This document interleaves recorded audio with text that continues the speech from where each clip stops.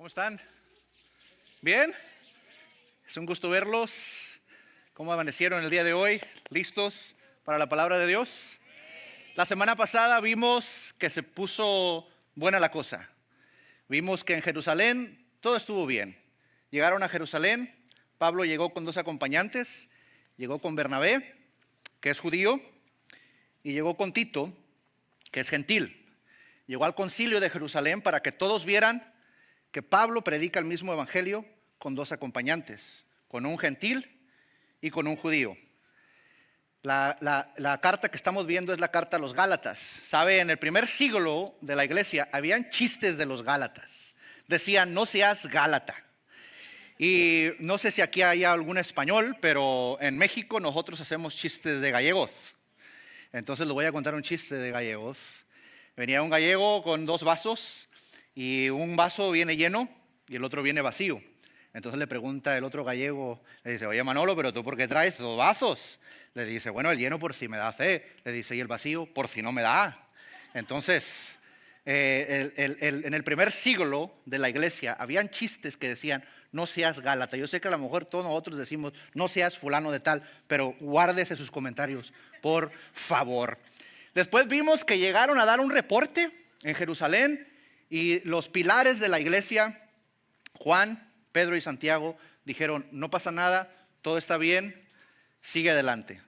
Pero después Pedrito viene a Antioquía. Y en Antioquía no se andan con hipocresía. Esa raza debe haber sido de Texas. Eso es de Antioquía. Han de haber sido de allá del valle de donde yo soy. O de Oak Cliff, no sé, de allá del valle, ¿verdad? Pero de allá del valle han de haber sido de Hidalgo. Esa raza no se anda con cuentos. Ahí tienes que andar derechito, si no te ponen derechito. En Antioquía llega Pedro y dice la Biblia, lo que vimos la semana pasada es que Pedro llega y se pone a comer con los gentiles no circuncidados. Yo siempre me he hecho esta pregunta, ¿cómo sabían que están circuncidados? A ver, ¿qué los checaban en la puerta? A ver, bro, a ver. Sí, órale, pásale. Tú no, a ver, hermanos diáconos, arreglen a este hombre, por favor. Ahora sí puedes pasar. Pero bueno, han de haber sido demasiado sinceros. Pero después dice la Biblia que vinieron unos amigos, unos congregantes de Jerusalén, de la iglesia donde Santiago era el pastor, era el líder. Y cuando vinieron, Pedro dijo, yo no quiero que me vean con los gentiles. ¿Conoces a gente que como que después de un tiempo empiezan, en México decimos, te temblaron las piernitas? Te temblaron las piernitas quiere decir que tuviste miedito, que le sacaste un poquito. ¿Sabes? Nosotros, ¿conoces a gente? ¿Conoces a alguien que le predica? No voltees a ver a nadie, véame a mí. ¿Conoces a gente que le predica a todo mundo, pero como que las pedradas que tiran para ellos no son? Nadie dijo amén, qué bueno, gloria al Señor que aquí no hay de esos. Pero ¿sabes? A Pedro le pasó lo que a muchos de nosotros nos puede pasar y nos ha pasado. Que a veces la cultura allá afuera va a dictaminar cómo vamos a hacer las cosas nosotros. Y estamos viviendo en unos tiempos tan difíciles, queridos hermanos, que hemos dejado, no estoy hablando de la iglesia local, estoy hablando del cuerpo de Cristo universal, de la iglesia universal, del cuerpo de Cristo. Hemos dejado que la cultura de afuera dictamine qué sermones vamos a predicar. Hemos dejado que la cultura de afuera dictamine qué tipo de clases vamos a enseñar. Hemos dejado que la cultura de afuera nos diga, no puedes decir eso porque te suspendemos de Twitter. No puedes poner esto porque te quitamos el Instagram y no vuelves a entrar en Facebook. Y muchos de nosotros, Facebook y Instagram es nuestra vida, porque ahí sí somos honestos. Ahí no existe filtros. Brother, come on, aquí te vemos todos los domingos. Las fotos no son igual. No nos quieras engañar. Pero ese es otro sermón y después vengo a predicarlo. Vemos que en Antioquía no se andan con hipocresías. A Pedro le pasó lo que a muchos de nosotros nos ha pasado. Que a lo mejor en el trabajo no queremos que la gente sepa que somos cristianos. A lo mejor cuando estamos allá, los fines de semana, durante la semana, como que nos da un poquito de vergüenza decir que yo me junto con esta persona porque esta persona es cristiana. Yo me junto con esta persona porque tuvo problemas en su vida pasada, pero Dios lo rescató, Dios lo transformó y ahora somos amigos. Sabes, hace algunos años atrás me invitaron a predicar a una iglesia y yo dije, wow, cuando me invitaron a predicar a la iglesia, dije, wow, yo hago lo que sea por ir a la iglesia a predicar. Y llegué un día antes y me dice el pastor, mañana vamos a ir a desayunar. te invito a desayunar, hermano, vamos a ir, todos los pastores, el grupo pastor vamos a ir a desayunar. Yo dije, ok, vamos a ir a un Wendy's, vamos a ir a un Denny's, a un IHOP, algo, ¿no? Y luego de repente veo que nos vamos caminando de donde yo me quedé y veo una fila, casi una milla larga. Y me tuve que poner en la fila. Y yo dije, what? Yo creí que me iban a poner al frente. No, ponte en la fila. Y total, me puse en la fila. Y ya cuando llegué me di cuenta que toda esa fila eran de alcohólicos anónimos y drogadictos. La iglesia daba de desayuno todos los días, aunque fuera domingo, daba de desayunar a alcohólicos anónimos y a adictos a la droga. Entonces yo llego, agarro mi plato y me siento. Y el caballero que estaba enfrente de mí manejaba un autobús, pero le encantaba el chupe, le gustaba. Entonces este hombre batalló por años, a tal grado que empezó a llegar crudo. Yo sé que muchos de ustedes no saben qué es crudo al trabajo, pero crudo quiere decir que cuando tomas demasiado, aunque duermas, no vas a llegar del todo bien al trabajo. Vas a llegar todavía con la inspiración, pero no del Espíritu Santo. Y dice, y por años llegué crudo, dice, pero empecé a llegar tomado, dice. Entonces me suspendieron y después me corrieron. Dice, a eso me dedicaba, yo manejaba el autobús. Y me pregunta, ¿y tú a qué te dedicas? Le digo, pues yo soy pastor, soy predicador. Y me dice, este vicio no perdona a nadie, me dice, ¿verdad? Yo me quería parar en la silla y decirle, yo no soy como ustedes, yo no soy un perdedor, yo no soy un drogadicto, yo no soy un adicto al alcohol. Yo voy a predicar en esta iglesia. Y cuando yo me vaya de aquí me voy a ir con mi familia, me voy a ir con mis hijos y voy a regresar a mi iglesia. Y ustedes el día de mañana van a regresar aquí otra vez porque ustedes son unos adictos. Yo no soy como ustedes. Pero no lo hice. ¿Sabe por qué? Porque yo he intentado toda mi vida buscar a una persona que esté un poquito peor que yo y no la he encontrado. No la he encontrado. Si yo hubiera dicho eso, hubiera sido mentira. Porque yo estoy igual o peor que esos hermanos. El problema es que nosotros a veces, queridos hermanos, hacemos distinción de personas. El problema es que nosotros le ponemos etiquetas a la gente. Y lo primero que quiero que veamos aquí, queridos hermanos, lo que vamos a ver es que con el comportamiento de Pedro, y si nosotros le seguimos el comportamiento a Pedro, Pedro negó 5 doctrinas básicas del cristianismo en este pasaje. Y Pablito se lo hace ver. Pablo no se quedó callado. No sé si algún día has visto a líderes. Algunos de ustedes van a decir, ¿qué? ¿What? No sé si algún día has visto líderes ministeriales discutir. Se pone buena la cosa. Mejor que una novela. Mejor. Pedro con su comportamiento niega 5 doctrinas básicas del cristianismo. Lo primero que niega Pedro es la unidad de la iglesia. Versículo 14. Quiero que vayan conmigo en sus Biblias. Gálatas capítulo 2. Y vamos a empezar en el capítulo 14. Si no lo tiene, aquí va a estar arriba. Dice la palabra del Señor: cuando vi que ellos no seguían la verdad del mensaje del evangelio, le dije a Pedro, delante de todos, si tú que eres judío de nacimiento, dejaste a un lado las leyes judías y vives como un gentil, ¿por qué ahora tratas de obligar a estos gentiles a seguir las tradiciones judías? Que el Señor bendiga la lectura de su palabra.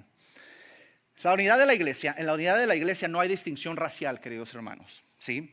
En la unidad de la iglesia, en el cuerpo de Cristo, no hay distinción racial. El Señor Jesús lo hizo, dice Efesios capítulo 2, que Él vino a tirar aquella muralla que separaba a los judíos y gentiles. Pedro dijo en todo este capítulo 2 de Gálatas que estamos viendo, lo podemos ir a ver, no lo vamos a ver ahorita, pero usted lo puede hacer en su propio tiempo, en Hechos capítulo 15. Hechos capítulo 15, Pedro apoyó a Pablo. Pedro apoyó el ministerio de Pablo y dijo que todo lo que Pablo estaba haciendo, lo que él estaba predicando, el mensaje de gracia que él estaba predicando, era conforme al mensaje que ellos le estaban predicando a los judíos. Pero ahora Pedro se está poniendo esas diferencias con los hermanos. Cualquier parte de nuestra vida que divida, queridos hermanos, niega la unidad del cuerpo de Cristo. Hoy nosotros no lo vemos. En otros lugares sí. Tal vez allá en el sur, o allá en Frisco, o en McKinney. Allá hay gente que tiene grupitos. Por ejemplo, los mexicanos nos juntamos con puros mexicanos. Los centroamericanos con centroamericanos. Sudamericanos, los de las islas, todos los otros grupitos. Y mira, ¿sabes qué? A lo mejor no te voy a caer bien, Y está bien. Pero ¿sabes qué? Hay gente, les puedo ser honesto, les puedo hablar, abrir mi corazón. Hay gente que a mí tampoco me cae bien. Pero ¿sabe qué nos pide Dios? Tolerarnos los unos a nosotros y amarnos y no poner división. Porque mire, nosotros decimos, ay no, venimos y saludamos a los hermanos y les damos hasta un abrazo de esos de rancho que quitan catarro, de esos fuertes, pero por dentro estamos diciendo, Señor, llévate a esta hermana, por favor. Aunque sea que te la lleves a otra iglesia. Yo sé que aquí no pasa, gracias a Dios que nadie dijo amén ni gloria a Dios. O los hermanos dicen, Señor, te lo llevas o te lo mando express. One night, overnight, aunque tenga que pagar extra, pero te lo mando. Dios no nos está pidiendo perfección. Dios no nos está pidiendo que tengamos que llevarnos bien con todo, pero lo que nos está pidiendo es que no causemos división. Cuando nosotros empezamos a tener nuestros grupitos, cuando empezamos a dividirnos por grupos, estamos negando la unidad del cuerpo de Cristo. ¿Te guste o no? I'm sorry, pero te voy a hablar como es, porque esto me pegó a mí primero. Porque yo tiendo a veces, si soy honesto, a veces a mí me pasa lo mismo. Tú y yo nos damos el lujo de escoger a nuestras amistades. Pero aquí tú y yo no nos damos el lujo de escoger a los hermanos. Es Dios quien los escogió. Porque pensamos a veces, oye, ¿cómo sabes que tú no le caes mal a todos? Todos te caen mal a ti. A lo mejor el problema somos tú y yo y no los demás. Pablo y Pedro están teniendo un buen agarrón. Han de haber sido mexicanos estos hombres. Pero sabes, cuando negamos la unidad, cuando nos comportamos como Pedro, lo primero que hacemos es negar la unidad en el cuerpo de Cristo. Y muchos de nosotros, queridos hermanos, hemos visto lo que está pasando allá afuera y nos hemos quedado callados. Muchos de nosotros hemos visto lo que está pasando afuera y está entrando por esas puertas, hermanos. Oren por sus líderes. En vez de criticar, oren. ¿Saben por qué? Porque por esas puertas van a entrar lobos vestidos con doctrinas falsas. Y usted y yo estamos perdiendo el tiempo criticando y viendo todos los defectos que hay en la iglesia y no nos estamos fijando porque no venimos a los miércoles a los estudios, porque no venimos a la escuela dominical, porque no vamos a los oicos, porque no vamos a los grupos pequeños. Nada más queremos venir una vez a la semana a alimentarnos. Coma una vez a la semana a ver cómo le va a ir. Va a perder 100 libras, pero no le va a ir muy bien. Y nosotros queremos la comida espiritual una vez a la semana y cuando venimos por esas puertas ni siquiera nos damos cuenta, no tenemos el discernimiento. Cuando gente vaya a entrar, ojalá y no haya entrado, pero si un día entra, usted y yo tenemos que tener la autoridad de decir, ese tipo de doctrinas no van a entrar por ahí. Porque en México tenemos un dicho que dice, ¿está el culpable el que mata la vaca? ¿Como el que qué? Así se supieran los versículos bíblicos. Tócalos, Padre, a todos, arrepiéntanse.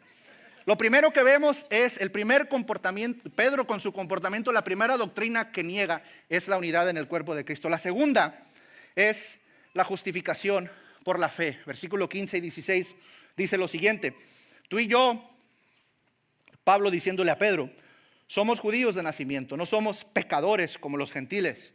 Sin embargo, sabemos que una persona es declarada justa ante Dios por la fe en Jesucristo y no por la obediencia a la ley.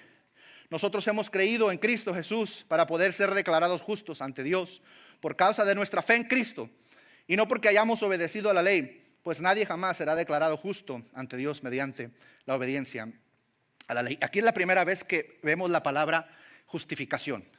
Es la primera vez que vemos esta doctrina en el libro de Gálatas. Esta doctrina fue la que desató aquel fuego que vino del cielo a través del monje agustino Martín Lutero en el siglo XVI. Martín Lutero tenía un doctorado en teología, fíjense bien, este hombre tenía un doctorado en teología, pero no sabía que el justo por la fe viviría. Entonces empezó a leer Habacuc capítulo 2, donde dice el justo por la fe vivirá. Después leyó Romanos, donde dice Pablo, el justo por la fe vivirá. Ve la vida de Abraham y se da cuenta que Abraham fue justificado por su fe y no por sus obras. Hay 3 libros del Nuevo Testamento que nos hablan de este proceso. El libro de Romanos, por ejemplo, nos habla acerca de qué es ser justo. El libro de Gálatas nos dice cómo vivir como justificados. Y el libro de Hebreos nos habla acerca de la fe. Esta es la definición de justificación. Justificación es el acto de Dios donde declara al pecador que cree justo en Cristo Jesús. Es el acto de Dios donde declara al pecador que cree justo en Cristo Jesús. Y quiero que veamos esta esta definición. Lo primero que quiero que veamos es que es un acto y no es un proceso. La santificación es un proceso. Usted y yo estamos en un proceso de santificación, pero cuando Dios nos declara justos, es un acto, no es un proceso. No hay un cristiano, hay cristianos que se creen más santos que otros, pero no hay un cristiano más santo que otro. Hay cristianos que se creen más justificados que otros y que dicen, con este no me junto, porque hay de nacos a nacos, hermano. Y hay de niveles, o sea, hay niveles. Por favor, tranquilo. No nos podemos mezclar, pero la Biblia nos dice que todos hemos sido justificados por el mismo Espíritu. Dice esta definición, es un acto de Dios, no es un resultado del carácter o de las obras nuestras. Dios es el justificador, no es por obediencia a la ley. La ley fue dada, queridos hermanos, para revelarnos qué tan pecadores somos, pero no para redimirnos del pecado. La ley es un espejo. Es un espejo donde nos podemos ver y nos podemos ver nuestros defectos, porque somos buenos para ver los defectos de otros, pero no somos muy buenos para ver nuestros defectos. Y mira, si tu espejo está empañado, yo te ayudo a limpiarlo, ¿vale? Para que veamos tú y yo qué tan pecadores estamos delante de Dios. Es un acto de Dios. Dios en su gracia ha puesto nuestro pecado en el justo y ha puesto su justicia, su justificación en nosotros. Después, la tercera palabra que quiero que veamos de esta definición es que Dios lo declara. Dios no lo hace, sino que lo declara. Dios lo dice. Dios declara que tú y yo somos justificados. Antes de que el pecador confíe en Cristo Jesús, es culpable, pero ante Dios. Pero en el momento en que confiamos en Cristo, somos declarados no culpables. Hay una diferencia entre justificación y perdón. Fíjate, si tú alguna vez has estado en el bote, como decimos en México, has estado en el tambo, si tú alguna vez has estado en el bote y has tenido que ir con el juez, tú estás ahí porque hiciste algo mal. Y si no hiciste algo mal, se va a hacer justicia. Esperemos. Pero vamos a decir que hiciste algo mal. Entonces tú vas con el juez, pagaste tu sentencia, pagaste la fianza, fuiste con el fiador, no sé, me lo han dicho, no es que yo lo sepa, que hay fiadores, que hay fianza, yo no lo sé, pero vamos a decir que hiciste todo el proceso, fuiste a pagar la fianza, fuiste con el fiador y ya estás libre y te vas. Te vas, cometes otro crimen, ¿qué te va a pasar? Vas a regresar al bote. Ahora te dejaron ir, ya no fuiste culpable, pero si tú la vuelves a regar, vas a regresar al bote. Y sabes, cuando tú cometes una felonía, tienes que pagarle abogados, tienes que contratar un bufete de abogados, tienes que hacer esto. Yo no sé, me lo han contado, pero todo eso lo tienes que hacer para que te quiten tu récord. Cuando Dios te justifica y te da la justificación delante de Él a través de Cristo Jesús, tu récord se borra. Ya no existe récord. El récord que tenías en el pasado, lo que tú habías hecho antes, ya no más. Lo que tú habías hecho, la persona que tú eras, ya no vuelve a ser. Justificación no es lo mismo que justicia, queridos hermanos. Nosotros tenemos que tener cuidado, porque nosotros como cristianos nunca vamos a experimentar la justicia de Dios. Algunos están diciendo, ¿what? Sí, porque ¿qué dice la justicia? La justicia dice que un pecador tiene que pagar. La justicia dice que un criminal tiene que pagar por su crimen. Pero tú y yo no hemos pagado por nuestro pecado. Lo pagó Cristo. Lo pagó el justo. Tú y yo nunca vamos a experimentar la justicia. Dice la Biblia en Filipenses capítulo 2 que un día toda lengua confesará y toda rodilla se doblará delante del Cordero. Y toda, no dice toda lengua cristiana, dice toda. Quiere decir que nosotros que estaremos en la gloria con el Cordero, alabando al Señor delante del trono. Pero aquella gente que está en el lago de fuego, que fue lanzada, que después de que pase todo ese proceso vayan al infierno, vayan al lago de fuego, esa gente que está ahí también va a dar gloria a Dios, pero ellos van a alabar al Cordero por su justicia, porque con ellos Dios sí fue justo. Contigo y conmigo, querido hermano, Dios no es justo. Contigo y conmigo Dios es misericordioso. Contigo y conmigo Dios nos muestra su gracia. Dios le da a Cristo nuestra maldad y nuestro pecado, pero Él se voltea y nos da a nosotros la vida hermosa y misericordiosa de Jesús. Esa es la doctrina de la sustitución y Él es bueno. Y también vemos, dice que la justificación es el acto de Dios que declara al pecador. El problema es que a nosotros no nos gusta que nos digan pecadores. El problema es que a nosotros se nos olvida que seguimos siendo pecadores. No nos gusta que nos digan que somos culpables, porque en nuestra cultura el culpable es alguien que hizo algo. Pero si Adán la regó, ¿por qué tengo que pagar yo los platos rotos de Adán? ¿Por qué? Bueno, ese es otro sermón, pero después vengo a predicárselo. La cosa es que usted y yo somos culpables delante de Dios y necesitamos perdón y Él nos da de su justificación. El problema de la justificación, queridos hermanos, es que a todos nos trata por igual. ¿Ah? ¿Sí entendió lo que le dije? El problema de la justificación es que no le interesa si tienes dinero. No le interesa si estás en medio haciéndola o no le interesa si recibes welfare. No le interesa. La justificación se la he dada a todos por méritos de Jesucristo, por gloria y gracia de Dios. No confundamos el evangelio de las buenas nuevas con el evangelio de las buenas obras. No confundamos, hay una gran diferencia. La tercera doctrina que Pedro niega con su comportamiento es la libertad de la ley. Dice el versículo 17 y 18. Pero supongamos que intentamos ser declarados justos ante Dios por medio de la fe en Cristo Jesús. Luego se nos declara culpables por haber abandonado la ley.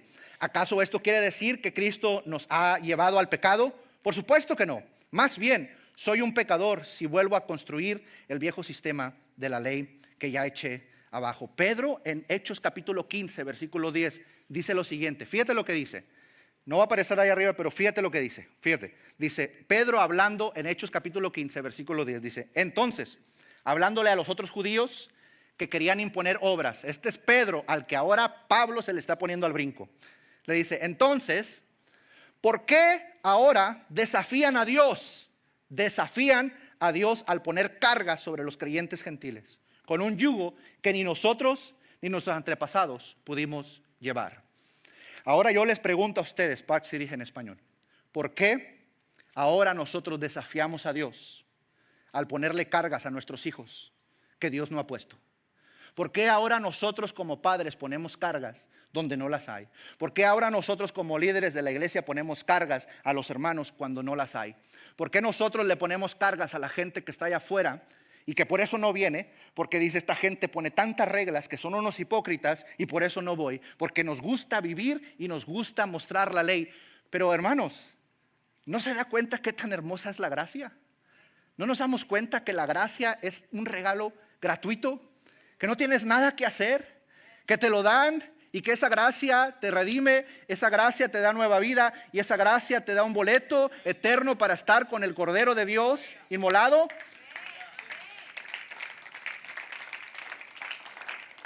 Pedro había experimentado esa gracia.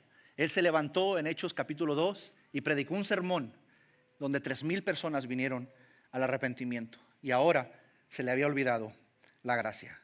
No confundamos el evangelio de las buenas nuevas con el evangelio de las buenas obras. La cuarta doctrina que Pedro niega con su comportamiento es el mismo evangelio. Versículo 19 y versículo 20. Pues cuando intenté obedecer la ley misma me condenó. Así que morí a la ley, es decir, dejé de intentar cumplir todas sus exigencias a fin de vivir para Dios. Y este es el versículo clave de toda la carta de Gálatas. Si pones atención a algo el día de hoy, pon atención a esto. Este versículo te va a salvar la vida. Este versículo te va a salvar de estrés. Este versículo te va a salvar de tantas cosas que hemos hecho. Este versículo te va a salvar de que Pablo te diga como le va a decir en capítulo 3. Le dice, oh Gálatas, tontos. ¿Por qué son tan tontos? Este versículo te va a salvar porque este versículo 20 dice lo siguiente. Mi antiguo yo ha sido crucificado con Cristo.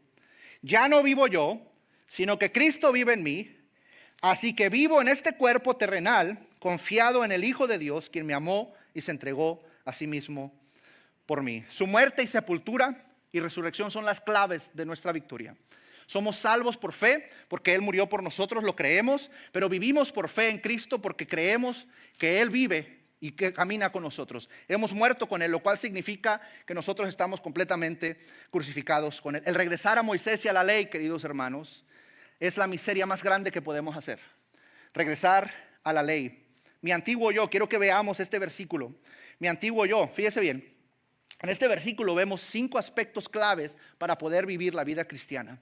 Vemos aquí que hay 8 sustantivos personales. Y lo primero que vemos es que es algo personal. Hermanos, Dios no tiene nietos, Dios tiene hijos. Se lo vuelvo a decir. Dios no tiene nietos, Dios tiene hijos. Tú y yo no le podemos heredar a nuestros hijos la fe. La podemos modelar. Podemos modelarla, podemos orar por ellos. A veces hasta podemos forzarla, pero es lo peor que puedes hacer. Nosotros queremos forzarse. ¿No se acuerdan ustedes cuando nuestros niños eran chiquitos y no se querían tomar la medicina? ¿Qué hacíamos? El papá le agarraba y le abría la boca así al niño. Abre la boca. Sí, le hacíamos y lo agarramos así con los pies. Porque bueno, si usted era como yo, manoteaba, tiraba la medicina. ¿Y qué hacía después que tiraba la medicina? ¿Te iban a dar más? ¿Sí? Y ¿sabe qué? A veces nosotros queremos darle así nuestra fe a nuestros hijos. Queremos darle a cucharazos. Queremos darle ahora dan jeringas. Pero aún esa jeringa los niños la hacen así. Y parece, y luego ya lo echaste todo y parece, yes, grito de victoria y te lo escupen. Así son nuestros hijos cuando queremos forzarles el evangelio. No, mira, déjame decirte una cosa, yo soy padre. Y yo quiero que mis hijos conozcan de Dios, mis hijos conocen de Dios. Yo quiero que ellos permanezcan, yo quiero que ellos sirvan a Dios. Yo sé que Dios tiene planes para mis hijos grandes, que yo todavía no puedo ver, pero yo sé que Él los tiene. Y sabes, nosotros como padres nos hemos echado culpas y nos hemos echado cargas que no nos pertenecen. Y ahora, fíjate, si tú has sido un mal padre, terrible, hay segundas oportunidades. Pero mira, nosotros, si hemos sido honestos con nuestros hijos y le hemos mostrado que somos pecadores como ellos, que también tenemos malos pensamientos. Si tú le preguntas a mis hijos y a mi esposa, ellos te van a decir que en la mañana yo no tengo el mejor carácter y que en la noche antes de dormir tampoco tengo el mejor carácter y a veces durante el día tampoco tengo el mejor carácter. ¿Ok? Pero yo he tratado y a lo mejor he fallado de ser, mi esposa y yo hemos tratado de hacer libros abiertos con nuestros hijos. Demostrarles que yo también soy pecador y demostrarles que a Dios, a mí, cuando ellos nacieron, ellos me vieron, ellos nacieron en un hogar cristiano, yo no. Yo les he platicado lo que es no nacer en un hogar cristiano. Si algún día uno de mis hijos se me llegara a perder, que yo espero que no, yo me voy a agarrar de la promesa de Dios, de que Él dice que si tú me amas y tú eres leal, no fiel, leal, yo voy a bendecir hasta tu segunda, tercera y cuarta generación. ¿Sí? Yo la voy a bendecir. Si tú desobedeces, si tú no me eres leal, porque tú y yo no somos fieles, hermano, no nos engañemos. No podemos ser fieles, porque queremos orar y estamos pensando en lo que dijo la comadre, porque queremos ayunar y estamos pensando en el Red Lobster que se está echando el compadre, y en la carne que no fui porque el barbecue me va a dar hambre y voy a pecar. Pero sabes, nosotros tenemos que entender que esto es algo personal, Dios con nosotros y con nuestros hijos. No lo podemos heredar, podemos modelarlo, pero sabes, Dios es algo personal con Él. Por eso Pablo dice 8 veces, mí, yo, mí, vivo, confiado, mí. 8 sustantivos personales, porque es una relación personal, pero el problema también soy yo. El problema soy yo. Lo segundo que vemos es que es una vida crucificada. Dice, mi antiguo yo ha sido crucificado. Hay un pasaje en Lucas 14, Mateo 10 y 14 donde dice que si alguno quiere venir en pos de mí, tome su cruz. Ahora, hermano, la cruz no es su esposo, ¿ok? La cruz no es su esposa. No son sus problemas, no son sus agonías. Hay gente que dice, ay hermano, sí, es que la cruz que el Señor que me tocó cargar es mi esposo. Pues tú lo escogiste. O tú vienes de una cultura donde te forzaron a que te casara. Bueno, sí, después hablamos, ¿ok? Pero tú lo escogiste y esa no es tu cruz.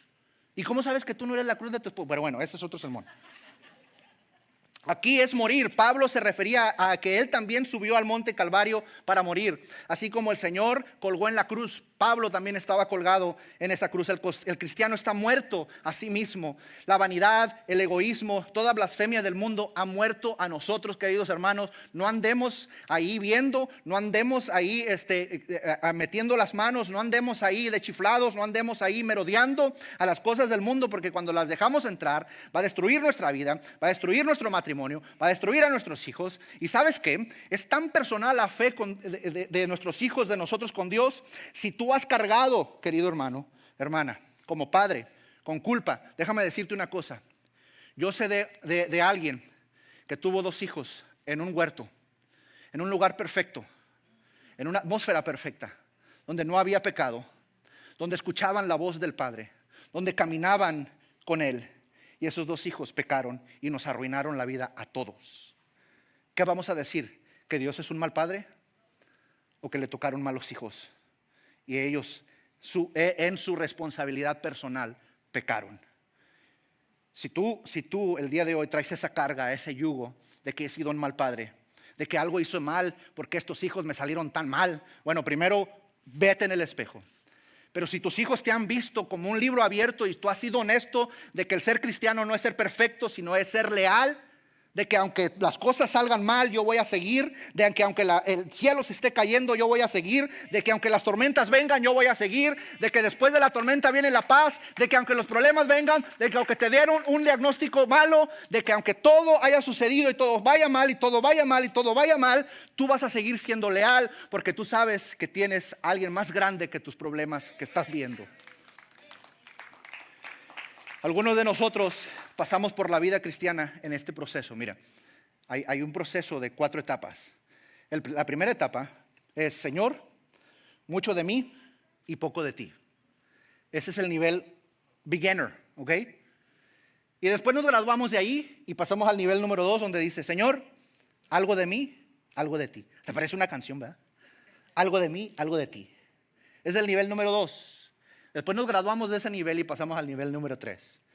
Un poco de mí, mucho de ti. Pero el yo estar crucificado con Cristo significa: Señor, nada de mí. Nada de mí. Diga conmigo: nada de mí y todo de ti. Eso es estar crucificado con Cristo Jesús. Nada de mí y todo de ti. Lo tercero que vemos aquí es que Pablo le está hablando a gente muerta. Dígale a la persona que está al lado suyo: tú estás muerto. Ahora, no se le vaya a bañar al esposo y le vaya a decir: tú has estado muerto por 10 años. Tranquilos.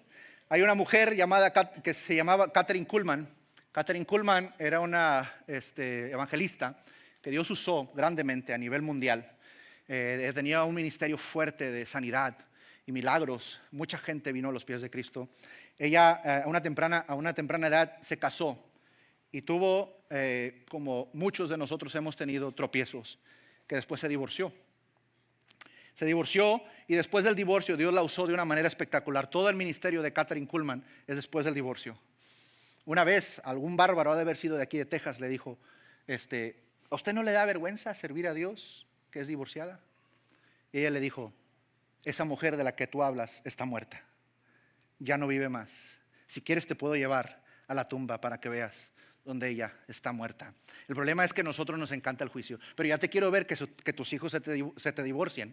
Ojalá y no. Pero ya te quiero ver que tengas este problema en tu casa. A ver si vas a seguir midiendo con la misma vara. Ya te quiero ver que estos problemas que nosotros criticamos te salgan en tu familia. A ver si vas a seguir igual de hablador. Lo cuarto que vemos es la vida resucitada. Nosotros tenemos una vida resucitada en Cristo, sino que Cristo vive en mí. Cuando Cristo murió, yo morí. Cuando Cristo resucitó, yo resucité. Si Cristo está vivo, yo estoy vivo. Y lo quinto que vemos, que Pedro niega con su comportamiento, que vemos aquí, es que viviendo en el poder de la muerte de Cristo, así que vivo en este cuerpo terrenal, confiado en el Hijo de Dios. Y saben, queridos hermanos, no confundamos el evangelio de las buenas nuevas con el evangelio de las buenas obras. Versículo 21. La gracia de Dios es lo último que Pedro niega con su comportamiento. Y cuando nosotros seguimos en los pasos de Pedro, negamos la gracia de Dios. La gracia de Dios. Yo no tomo la gracia de Dios como algo sin sentido. Pues si cumplir la ley pudiera hacernos justos ante Dios, entonces no habría sido necesario que Cristo muriera. No mezclemos, queridos hermanos, la gracia con las obras. No mezclemos la gracia con la ley. Cuando se retiró de los cristianos gentiles, Pedro, cuando él se fue, cuando él le dio vergüenza, cuando le dio pena de que los judíos lo vieran con los gentiles, él abrió la puerta a la fe por obras. Y hay alguien que ha muerto en la cruz para que eso se muera. Pedro actuó en temor y fracaso. Pablo actuó en valor y defensa. Y quiero hacer algunas comparaciones, queridos hermanos, de la ley y la gracia. Por ejemplo, la ley dice: haz esto y vivirás. La gracia dice: vive y harás. La ley dice: págame lo que me debes. La gracia dice, te perdono lo que me debes. La ley dice, hazte un corazón nuevo y espíritu nuevo. La gracia dice, te daré un corazón nuevo y te pondré un espíritu nuevo en ti. La ley dice, ama al Señor tu Dios con todo tu corazón, con toda tu alma y toda tu mente. La gracia dice, en esto consiste el amor, no que nosotros amamos a Dios, pero que Él nos amó primero y envió a su Hijo a morir por nuestros pecados. La ley dice, la ley demanda santidad, la gracia da santidad. La ley dice, haz, la gracia dice, hecho.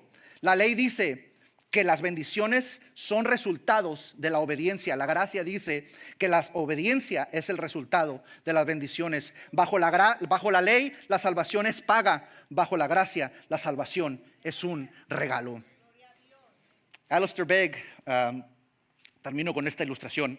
Alistair Begg, uno de mis predicadores favoritos, hace la ilustración de qué tan importante es que nosotros vivamos todos los días con la cruz de Cristo, que todos los días la cruz de Cristo esté en nuestras vidas. Y saben, la cruz de Cristo nos recuerda que no es por obras, sino que es por fe.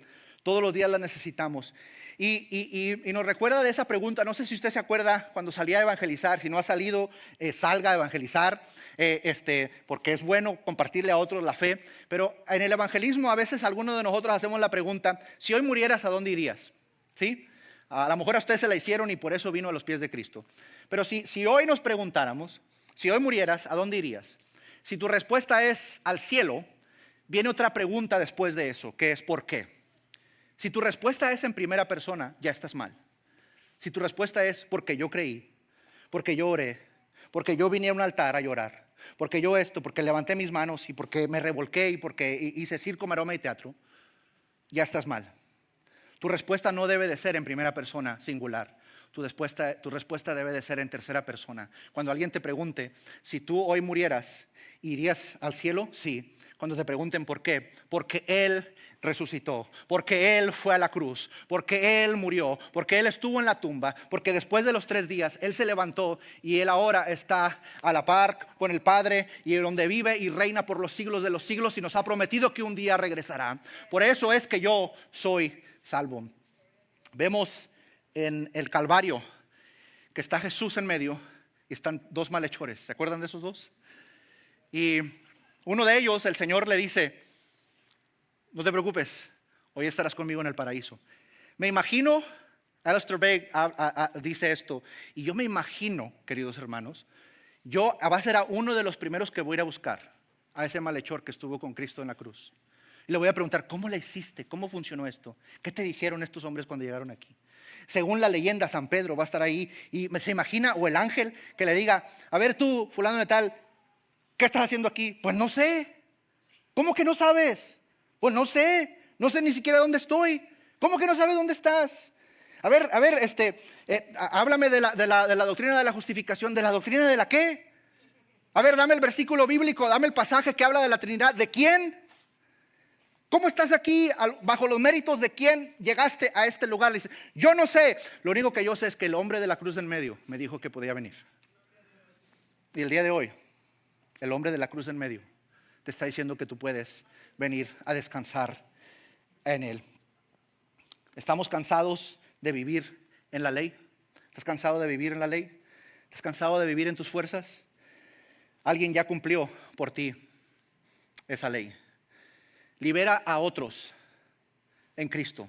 No los tengas presos de tus leyes, de tus reglas y mandamientos. Libera a tus hijos el día de hoy. Libéralos. Ya no les pongas reglas. Libera a los hermanos en la fe, porque a veces los atamos. A los familiares. Y con esto quiero terminar. Hay un canto que a mí me ayudó bastante. Cuando yo me siento que no puedo más y cuando siento que las cosas se van a caer, este canto dice: se quedó conmigo en el fracaso, en mi oscuridad y en mis momentos bajos. Y a pesar de conocerme tal cual soy, se quedó conmigo y sin reproche. Él me acompañó cuando perdí mi norte. Y a pesar de conocerme tal cual soy, se quedó. La vacuna de la hipocresía, queridos hermanos, es que busca a alguien a quien le puedas dar cuentas. Por ejemplo, en algún grupo pequeño. La segunda vacuna: busca a una persona a la que le puedas impactar.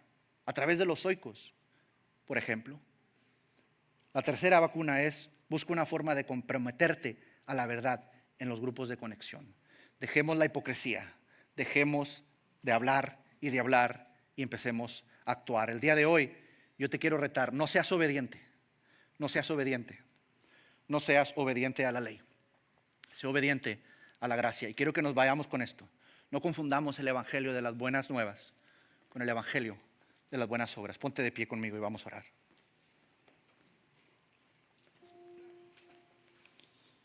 Señor, en esta tarde te damos muchas gracias,